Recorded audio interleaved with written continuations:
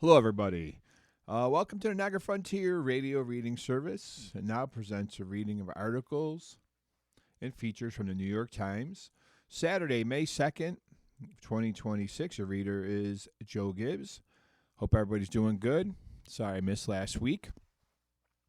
We did have, and by now you probably don't even have these anymore, but I'll give you the answers anyway. We did some crosswords. Um, so I'll give the answers real quick. Let's see here. The first one was the Jeffersons or Simpsons, notably, and that was spin off, a 7 letter word answer to the question there. The other one was New York's Blank Valley, and that was Hudson. 6 letter answer, Hudson. To Unite was 3 letters, and that was WED, WED. The next one was Did Business With in a Way, and that was Soul 2. The following one was Cutting Stuff, and that was 6 letters, Satire. And 40 was a paint option, which was Matte Paint. So that's what we had from a couple weeks ago. Let's see now here.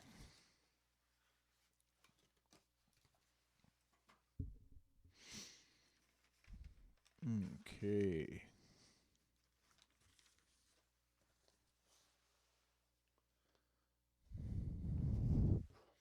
All right, so let's do a couple.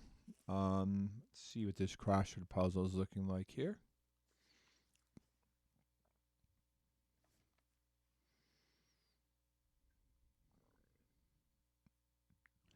All right, so here is one. It says extremely ambitious projects. And that is 9 letters. So, what would be a 9 letter answer for extremely ambitious projects? Okay.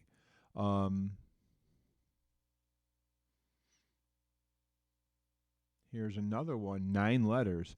Handle in a theater. A handle in a theater, 9 letter answer.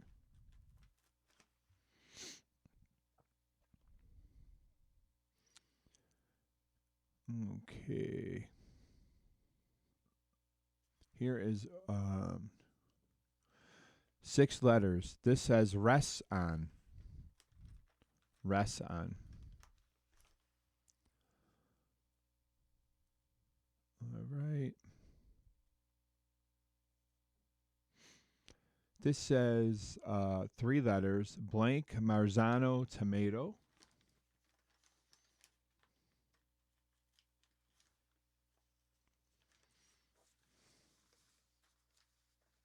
All right.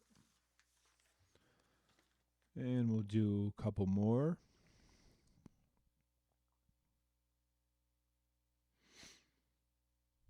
Okay. What is this? 28 across is 4 letters, and it's Alice in Zombieland author Blank Showalter. Blank Showalter.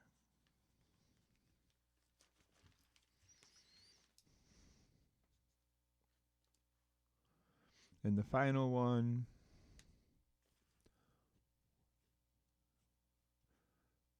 7 letters. It simply says composite numbers with a question mark. Composite numbers with a question mark. And it's 7 letters. So there's some things for you to ponder right there. All right. So let's look into some things now. What do we have here? Stocks and bonds. Oil cools slightly after a 4-year high as gas jumps. Let's take a look here. The price of Brent crude, the global benchmark for oil, settled at $108.27 a barrel on Friday, sinking from highs in volatile trading on Thursday. Brent reached a 4-year high Thursday when it rose above 120 a barrel as peace talks between the United States and Iran remained shaky. West Texas Intermediate crude, the U.S. benchmark, settled at 101.92 a barrel, down from 3% for the day. President Trump has maintained that the U.S. blockade in the Strait of Hormuz, a vital oil passageway south of Iran, will continue unless Tehran gives up its nuclear program. All right.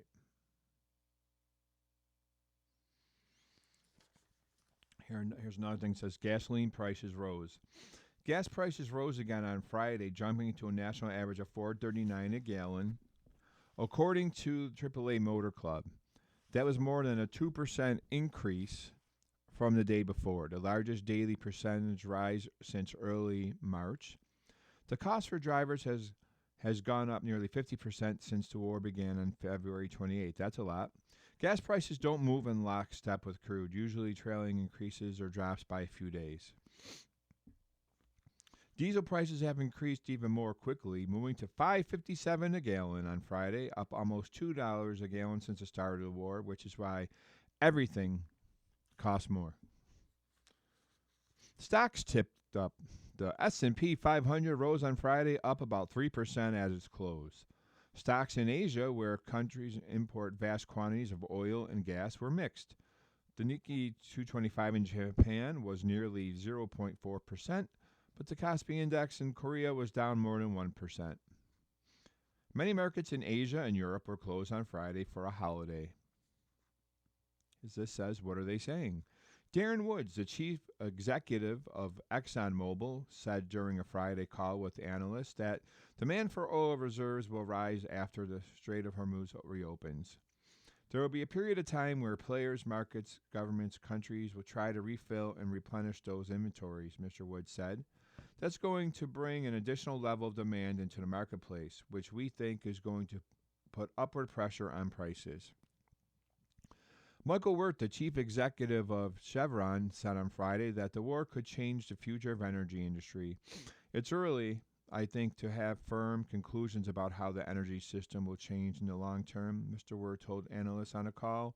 I do think there will be changes, but I think we have to see how things play out over the coming weeks. Okay. Some other financial stuff. Yen jumps as Japan says it is ready to intervene. Japan's yen jumped sharply on Friday as the country's top foreign exchange diplomat said Tokyo was ready to step back into markets, hours after official buying lifted the fragile currency. Atsushi Minura's comments and the yen's sudden jump sparked speculation among currency traders of another round of intervention by Japan. Having held steady overnight, the dollar dropped in London morning trade, falling by as much as 0.66% to a session low of 155.60 from the 157.12 earlier, triggering talk of further intervention among already nervous currency traders.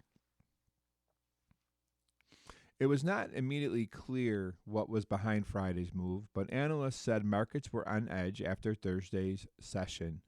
Central bank data published late on Friday showed Japan may have spent as much as 5.48 trillion yen, or $35 billion, bolstering its embattled currency.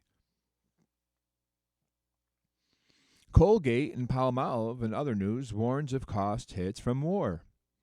Colgate-Palmolive on Friday said it expects about $300 million in additional raw material and logistics expenses for the year, joining a host of global companies flagging significant cost pressures from the Middle East conflict. Shares rose 3% in early trading after the company beat first quarter sales and profit expectations. Colgate joins rivals including Unilever and Procter & Gamble in warning of mounting cost pressures from the U.S.-Iran conflict, which has disrupted supply chains and pushed up commodity prices. The maker of Colgate toothpaste and Palmolive soaps said rising raw material, packaging, and logistics costs could also weigh on global consumer spending. Colgate said its cost savings program is aimed at simplifying options by 2028. Listen to this. Estee Lauder will cut up to 3,000 more jobs. Estee Lauder on Friday raised its annual profit forecast and said it would cut up to 3,000 more jobs globally as it accelerates a broader restructuring, sending its shares up about 7% early trading.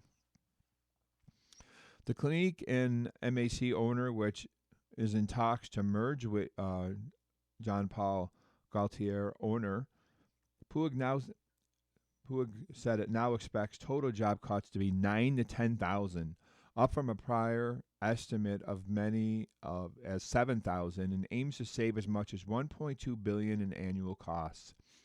At the upper end, the new target would amount to about 17.5% of its global workforce of the 57,000. Wow.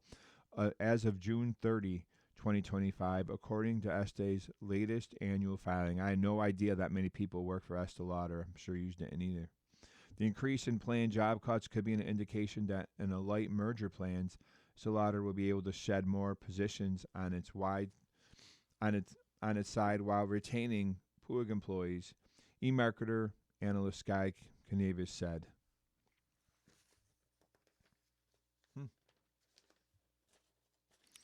I would have had never any idea. I don't really think about that company really, but who would have thought they had 57,000 workers?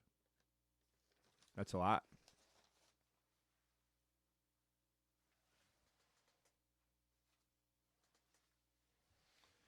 All right. Now, there's somebody in this world that has gotten a lot of speeding tickets, a lot of tickets in the car. You're listening to them. I've been in every court there is in Western New York, probably for speeding through the years. I'm like Cheers when I walk into court. They know it's me. It's like Norm. Eventually I'll learn my lesson. But here's an article I found funny because if there's one person that can get a ticket without driving the car, that would be me.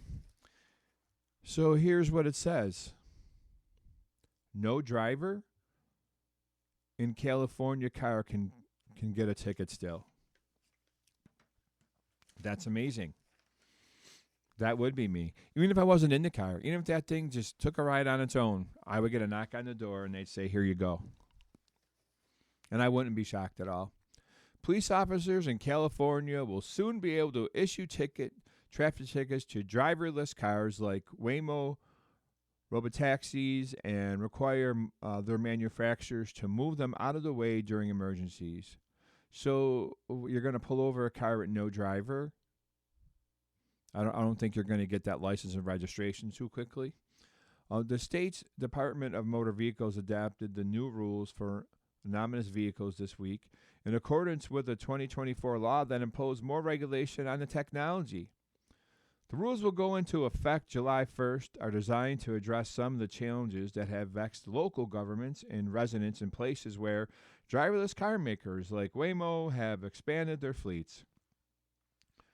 Officials in California and other states have raised concerns about the robotaxis blocking roadways and obstructing emergency response vehicles. During a power outage last year in San Francisco, for example, Waymo taxis blocked intersections and roadways and caused traffic jams. Officials in Austin, Texas reported that a Waymo vehicle was blocking an ambulance trying to reach the site of a shooting in March. Driverless vehicles have also been a source of confusion for police officers trying to enforce traffic laws. In one instance, last year in San Bruno, California, a San Francisco suburb, the police pulled over a Waymo vehicle for making a legal U-turn. Since there was no human driver, a ticket couldn't be issued, the San Bruno police said in a statement at the time. Waymo, which is owned by Google's parent company, Alphabet, has said that its vehicles are designed to follow the laws and move out of the way when they detect sirens. The company has also said that it is committed to improving road safety based on ongoing experiences. Other states, such as Arizona, have had laws in place allowing the police to issue citations to ominous vehicles, but the California DMV called its new rules the most comprehensive in the nation. Huh.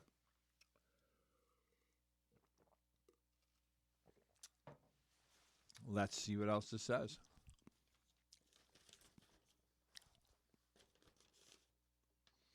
California continues to lead the nation in the development and adoption of AV technology. These updated regulations further demonstrate the state's commitment to public safety. Steve Gordon, the agency's director, said in a statement, "These updates support the growth of AV industry by enhancing public safety and transparency while adding additional accountability for AV manufacturers. The new rules establish a process for law enforcement officials to issue citations to manufacturers such as Waymo when one of their vehicles violates a traffic law. Beginning on July 1st, the police can issue manufacturers a notice of noncompliance. When a notice is issued, DMV will investigate the matter and determine what remediation, if any, is required." J&C said in a statement, "If the manufacturer is unable to remediate the issue, the department may restrict, suspend, or revoke the manufacturer's operating permit." Where are these cars going with no one in them? Why are we driving cars around with no people? What are we doing? That's what I want to know. These restrictions could include limits on fleet sizes, location, speed, and operating conditions based on weather, department said. A Waymo spokesman said that the company was reviewing the new rules but declined further comment. Waymo and other manufacturers are expected to put plans in place for communicating and complying with detectives from local emergency officials, including moving their fleets away from designated emergency areas within 2 minutes of receiving such orders. The department also issued other regulations for self-driving vehicles.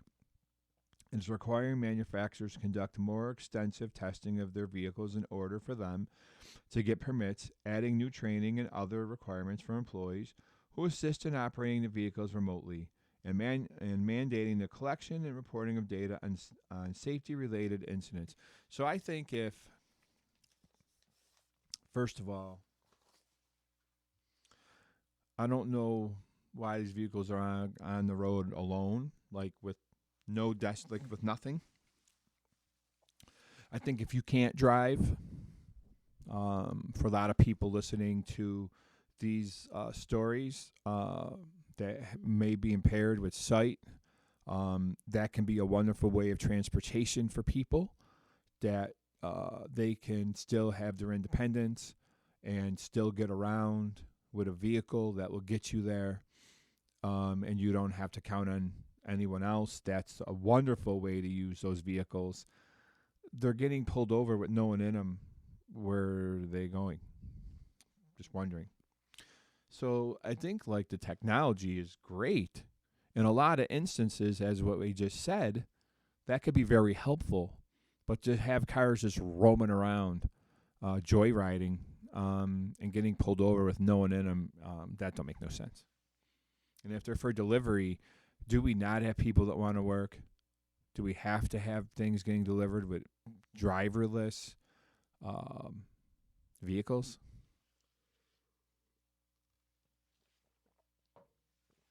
All right.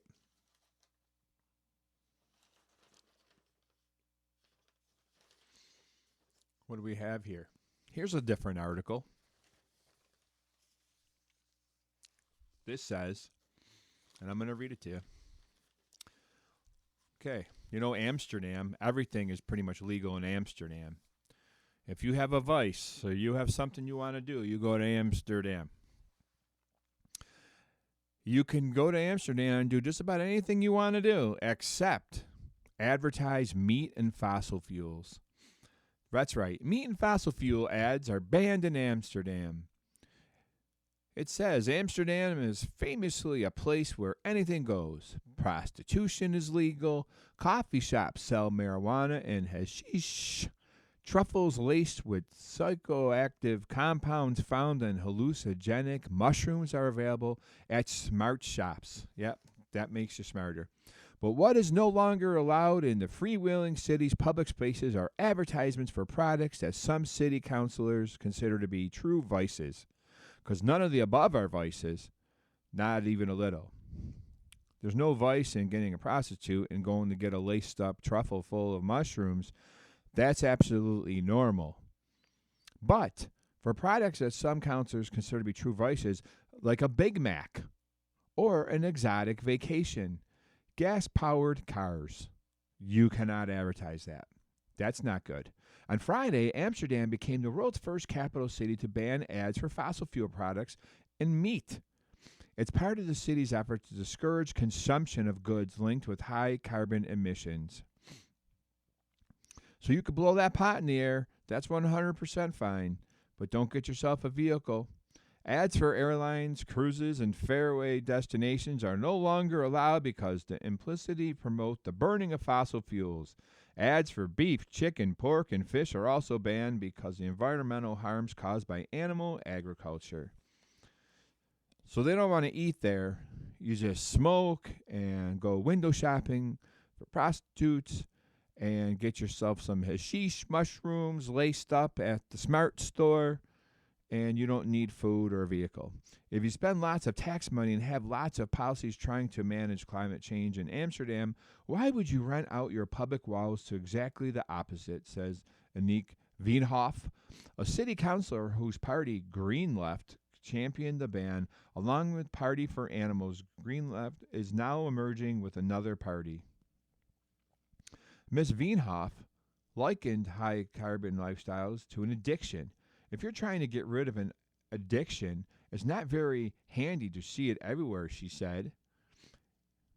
Amsterdam's law applies to city-owned properties and public spaces such as buses and bus shelters, benches, trams, trains, and metro stations, and billboards.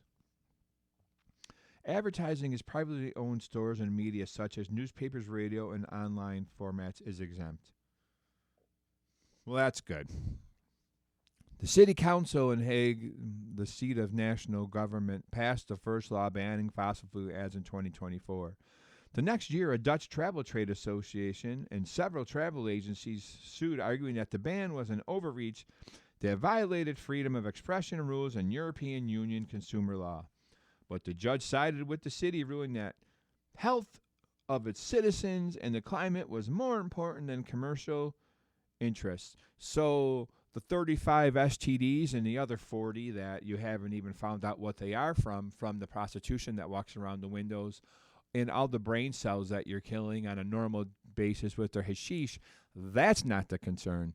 The concern is you're going to have a burger and drive a vehicle. It's not up to the municipality to refrain from taking measures to promote the health of its residents in order to strengthen the future position of travel providers, the judge wrote according to Union News. The Hague's win opened the door to Amsterdam's law. Amsterdam passed a motion to ban ads for fossil fuels and high emissions travel in 2020, but it was not legally binding and carried no penalties. The new law gives the city enforcement teeth and includes the meat advertising ban. This year will largely be considered a grace period, but fines can be issued. Before the Amsterdam ordinance was approved in January, a major outdoor advertising company, JCDecaux, urged city councilors to reject it, warning that advertising revenue helped maintain public infrastructure. A representative for JCDecaux declined to comment. Amsterdam is also pushing its citizens to eat less meat and has set a goal for residents to get 60% of their protein from plant-based sources by 2030. Yes, there's a lot of plant-based sources of all kinds in Amsterdam. Because of climate reasons, because of health reasons, said Ankie Baker, a city councilor with Party for Animals. Ms. Baker said that the advertising prohibition was initially written to include all food derived from animals, including dairy, but a compromise was struck to limit the ban to meat and help secure a majority vote. Among the recent promotions that are no longer allowed in Amsterdam, ads for Range Rovers marketing for flights to Zanzibar in Dubai, and getaways to Thailand and even New York City, advertising for any kind of meat, be it from Burger King or Kentucky Fried Chicken, is also not allowed, forbidden. In 2024, the United Nations Secretary General Antonio Guterres called for governments to ban advertising from fossil fuel companies, which he called the godfathers of climate chaos, and likened their tactics to that of the big tobacco. There have also been calls for news media to stop fossil fuel advertising, including the New York Times, which we're reading today. The Times accepts oil and gas ads with some restrictions, such as its climate newsletter and climate events. We have ad standards that we apply across all ads, but try not to exclude certain categories or topics that would unintentionally endorse one business model over another, said Elizabeth Young, a spokeswoman for the Times. Thank you, Elizabeth Young. And thank you, Amsterdam, for showing us how absolutely insane you are. Still a fun place. Still a great place to go, I'm sure. If you're looking for an unbelievable good time, you're going to see a ton of skinny people walking around smoking hashish. Great. All right. What is this here?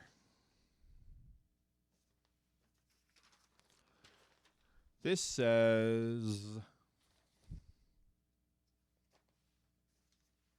okay.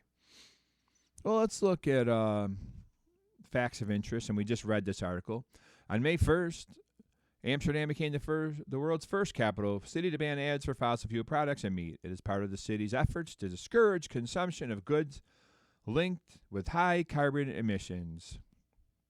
Definitely interesting story, right?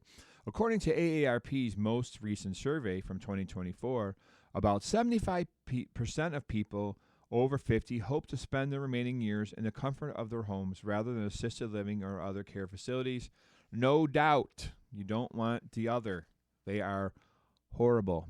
The Renaissance artist Michelangelo left about 2/3 of his works incomplete, possibly because he was deluged with commissions from monarchs and church figures.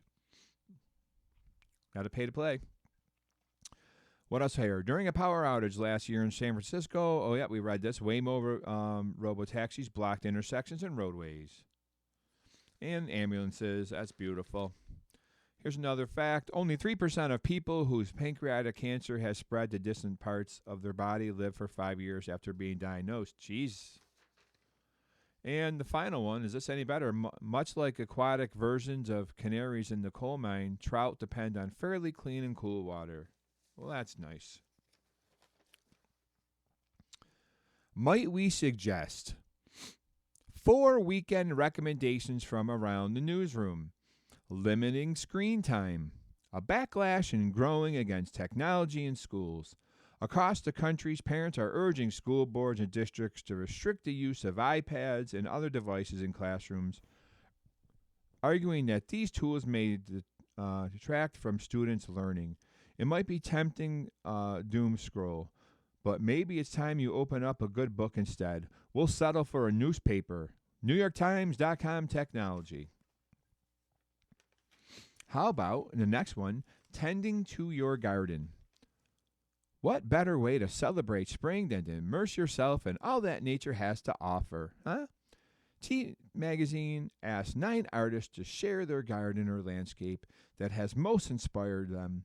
The jewelry designer Irene Neuwirth, for example, shared how a nature preserve shaped her upbringing. Go out on a limb at tmagazine.com, and there's a nice little illustration of like a garden and landscape type of thing. Pondering life, number 3. How much would you pay to live a longer life?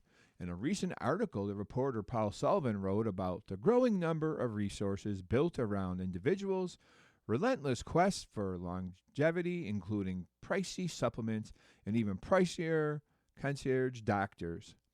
I'm seeing a lot of people, regardless of economic firepower, be drawn to the noise of the new thing, one doctor said of its trend. If you're skeptical about such efforts, perhaps your weekend might be better spent enjoying the time you have. Live a little at NewYorkTimes.com/your money. And how about number 4, expanding your palate? We always finish our articles with recipes, right? And they're always very different type of things, you know? So this says expanding your palate. Over the past decade and a half, omakase restaurants in which a diner codes power to sushi chef who decides what they eat have become all the rage.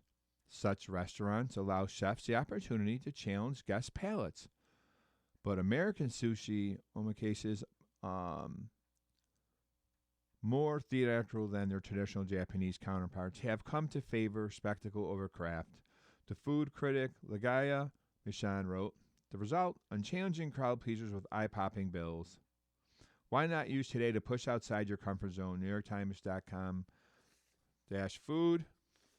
Yeah, try something different, I guess, basically, right? This says second look, a change of plans. At a time of year when many Americans fantasize about their summer trips abroad, recent global affairs have some reconsidering their plans. The geopolitical instability that has followed the U.S. attacks on Iran, not to mention economic uncertainty and rising airfares, has prompted travelers to postpone international trips, pivot to alternative destinations, or even cancel their vacations altogether. As some Americans prepare to spend their summers a bit closer to home, perhaps the change in itinerary will offer a chance to try something new within our own borders, and time to reflect on the starkly different experience of those abroad. I want to go to Italy. It's not happening right away, but I will go eventually. And Sicily, so I can go see the town where my grandfather's family is from.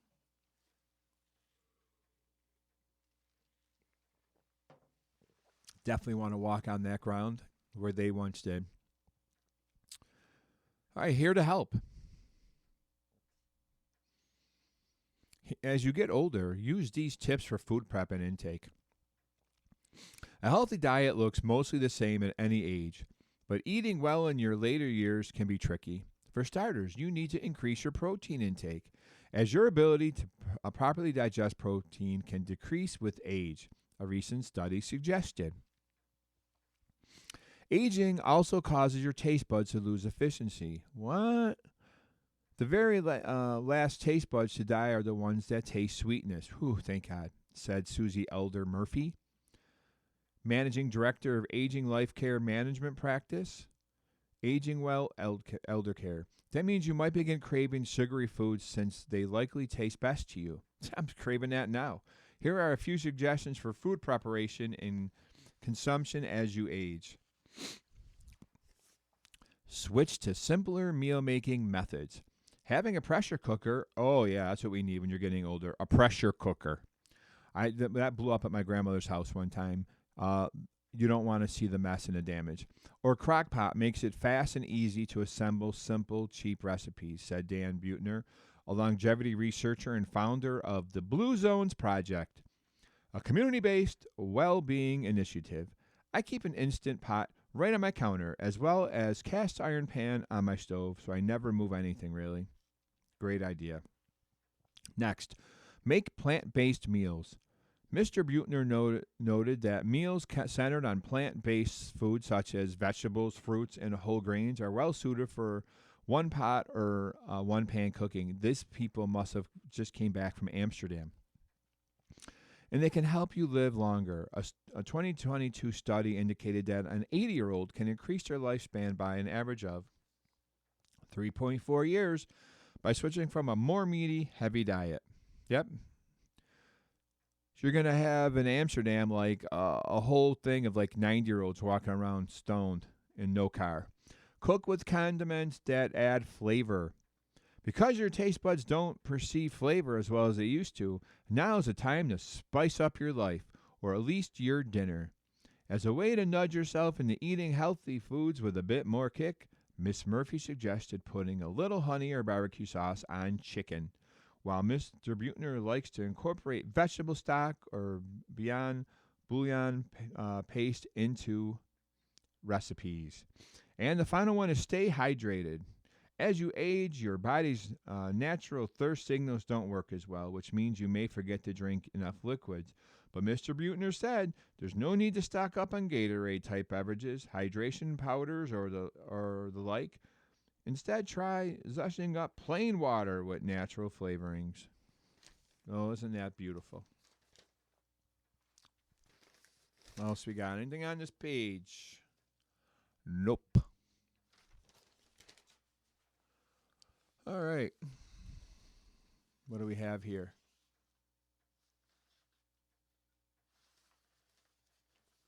Oh, here is a very, very, very important story.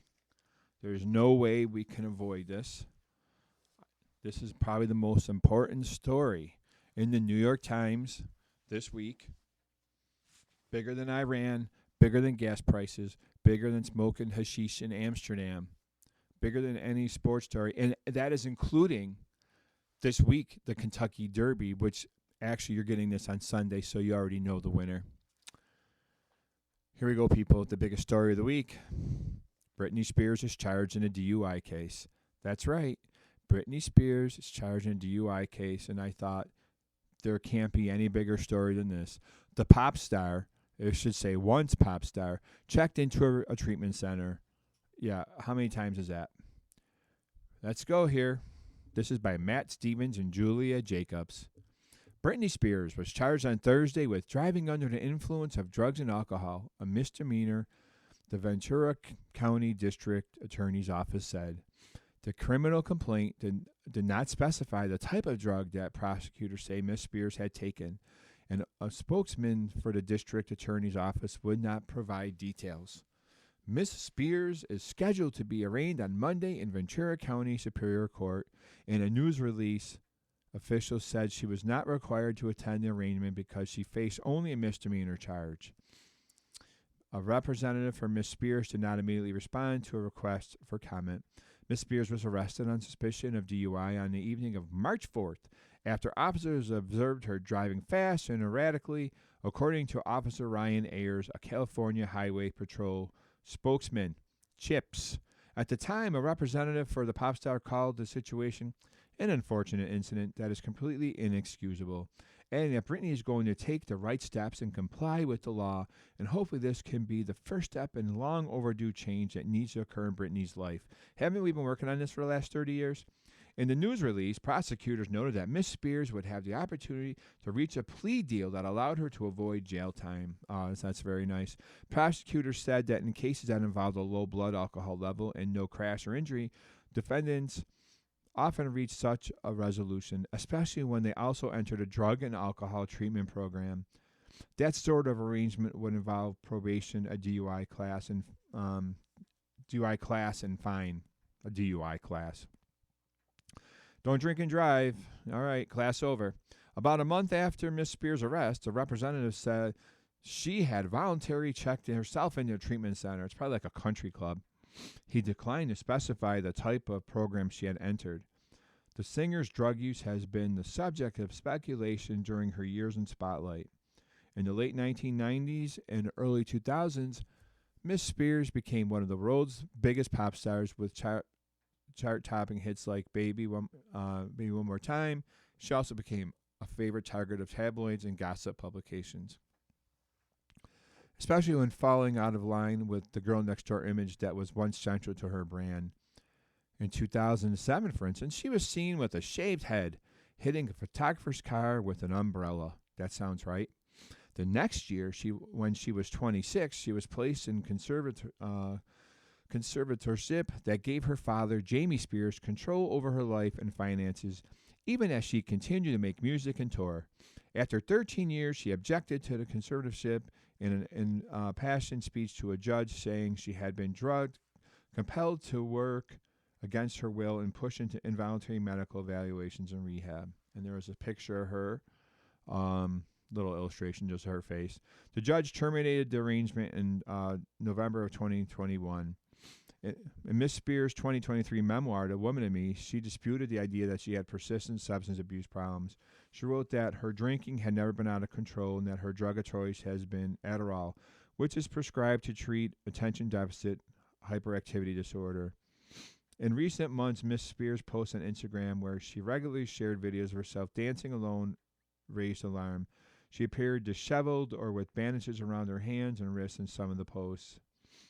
After her arrest in March, her representative said her loved ones are going to come up with an overdue needed plan to set her up for success for well-being. She later posted videos of her spending time with her young adult sons, with whom she has at times been estranged. That's great.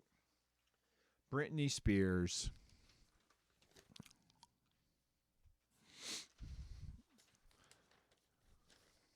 All right.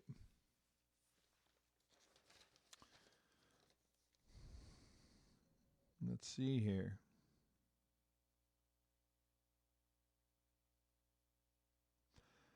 Headline from History. May 2nd, 1980, John V. Lindsay, the former mayor of New York, had led the city through a turbulent late 1960s, declared his candidacy for the Senate seat held by Republican Jacob Javits. The Time reported, Mr. Lindsay, who had changed his party affiliation from Republican to Democrat while mayor in 71, claimed he had left the city in better shape than its state in 1980. Others disagreed, criticizing his spending and labor practices. In the end, Mr. Lindsay lost the 1980 Democratic primary to Representative Elizabeth Holtzman. Mr. Javits, running for a fifth term, lost the Republican primary to Alphonse D'Amato and ran for Senate on Liberal Party ticket. That November, Mr. D'Amato defeated both candidates. Mr. Lindsay died in 2000 at age of 79.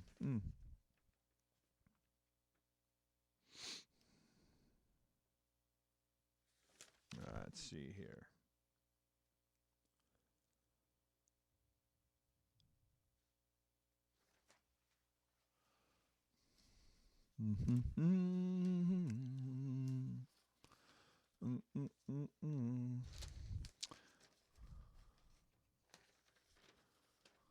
Still kind of cold out for May, isn't it?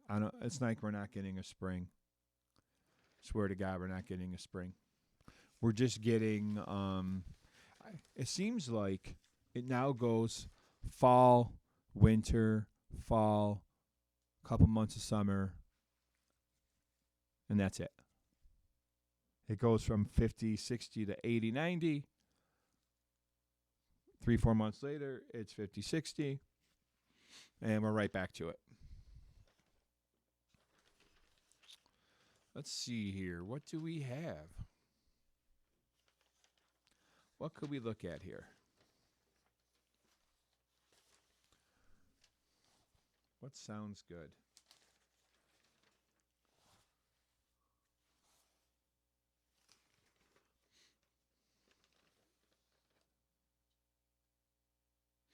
This says here, why is your power bill going up? Blame the broken grid. It's the age of electricity and America isn't ready. And it has a big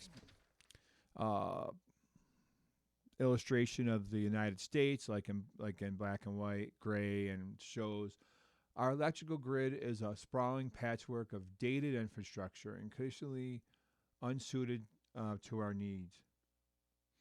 It says the rapid growth of artificial intelligence is stoking concerns about the impact hundreds of new data centers could have on electricity prices in the grid. A surge in demand driven by one data center being brought online could fuel the kind of investment that the grid has needed for decades. And there's some like graphs and charts here, how the electricity has shot up over the last 5 years.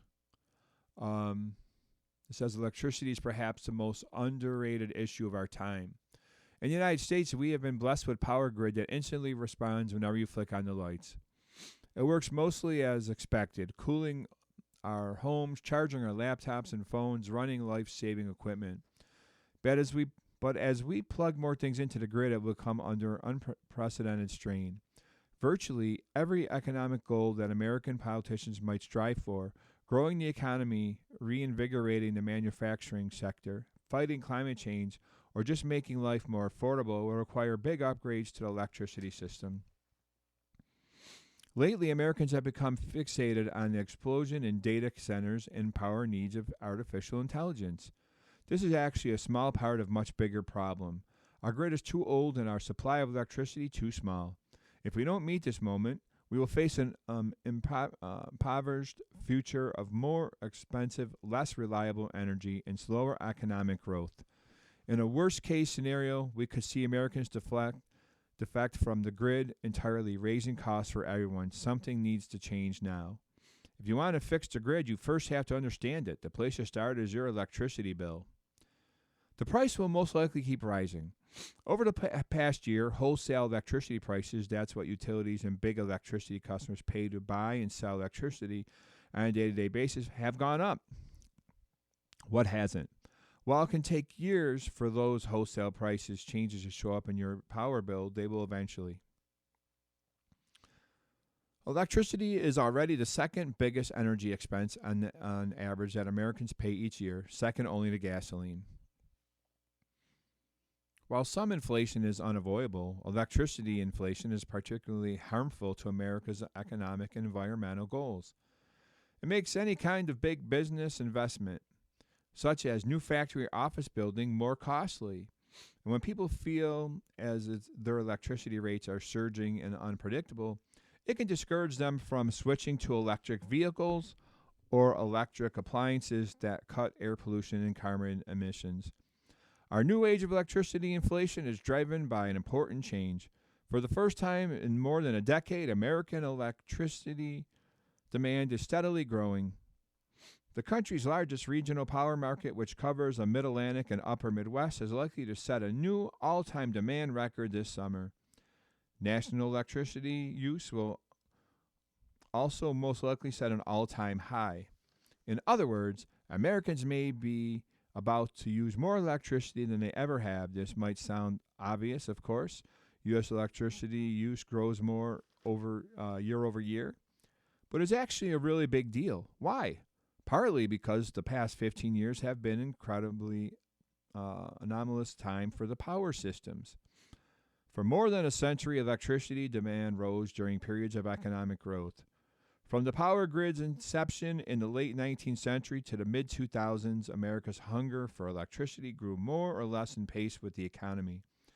Then, in the mid to late 2000s, something unusual happened. America's electricity demand stagnated. This slowdown wasn't chiefly because of its aftermath of the 2008 financial crisis. Instead, it was the technological Americans adopted more efficient light bulbs, switching to compact fluorescent lights and LEDs from incandescent light bulbs, and suddenly needed less energy to run them. Even as the economy shifted back into growth mode in the 2010s, the huge efficiency gains from this transaction overwhelmed big increases in electricity demand. The amount of these savings has been enormous. Around 2000, lighting was the single largest use of electricity in American homes. By 2018, energy-efficient light bulbs had shrunk the category to sixth place. Energy forecasters expect that electric vehicles will come to dominate residential power use over the next few decades, contributing to an increase in overall electricity use. Some parts of the country, such as Texas, have been electricity demand rise anyway during the past 20 years, thanks to a booming population and economic growth. Because of this, their grids are in some ways better prepared to absorb the next wave of new demand. But in many other places, the end of the LED revolution will force utilities to adapt to a new era. At the same time, there is, of course, the explosive growth of AI in data centers, which will drive a new surge of demand as well.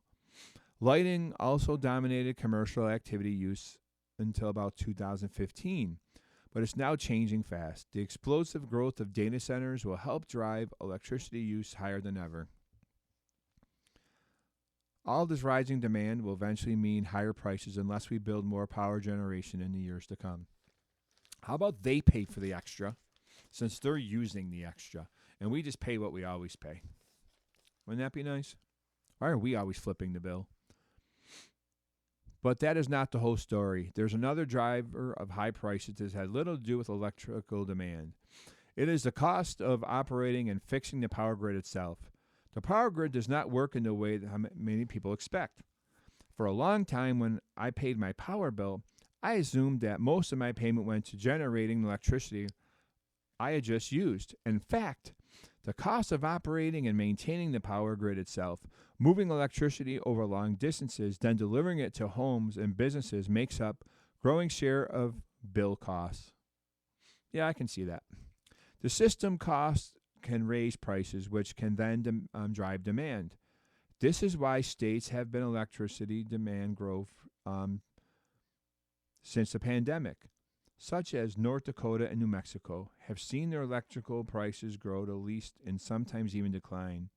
Meanwhile, the states where demand dropped, such as California and Maine, saw their prices grow the most.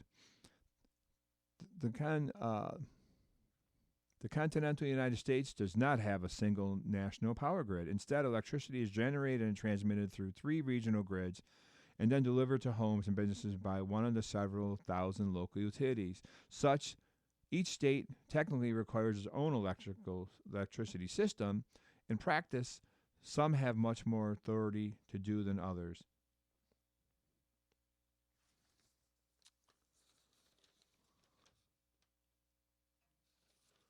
Okay. Everything is going up, right? And we're always flipping the bill for it. Okay. What do we have here? There's a big article here. I'm kind of down to 6-7 minutes. On page C11, New York Times. It talks about all the things you could do in Richmond, Virginia. Like you could go rambling along the river, the James River. You can go down to the Legend Brewing Company for some good food and drinks. Go to Virginia Museum of Fine Arts. It says set up your pastry game. Widely regarded as the best bakery in Richmond. Sub Rosa Bakery in Stowe Mills. Well, unfortunately, they closed in 2024 after a fire, and it reopened. See, there's some bakeries down there.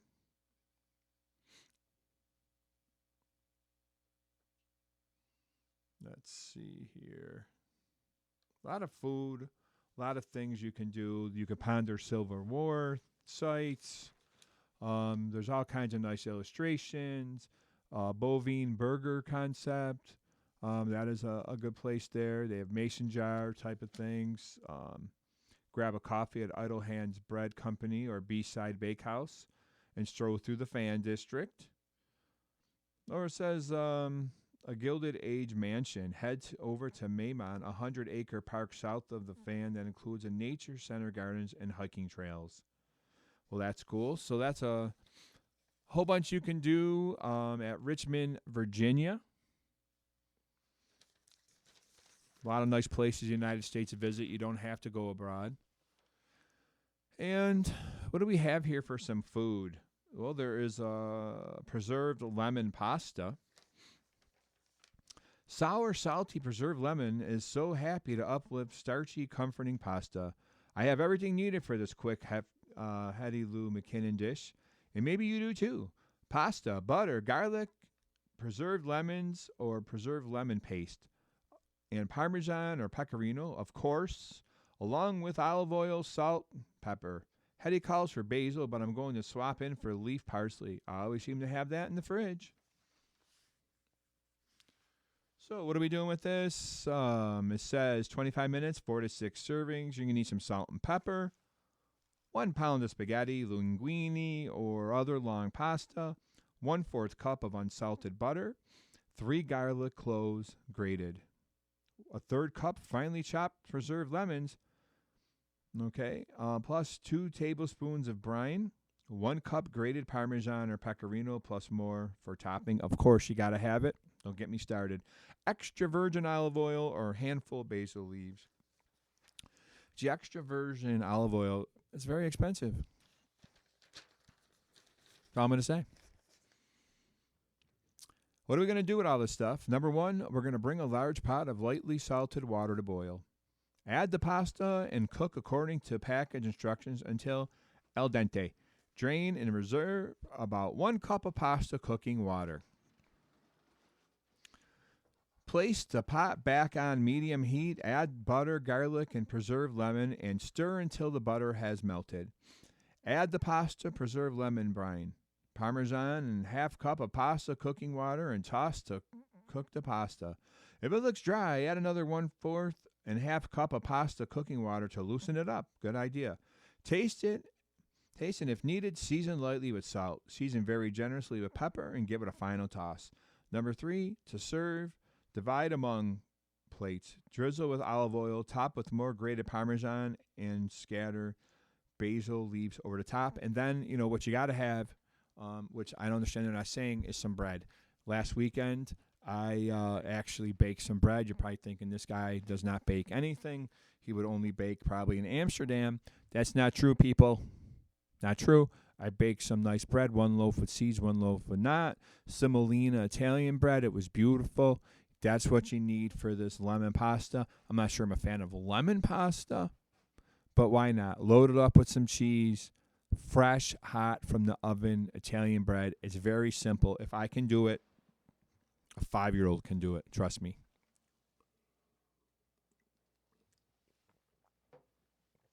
Make sure you let that dough rise. That's really the trick, I turned my oven on for like a few seconds, a little bit, right? And then I shut it off. And then I took my dough in the bowl and I put the towel over it. And I stuck it in that nice warm oven. And this thing blew up. I let it sit in there for a good couple hours. And it rose and rose. It was amazing. And then I cut made your 2 loaves out of it. And, you slice them. You could brush on some butter or other things so that it's nice and, beautiful brown when it comes out.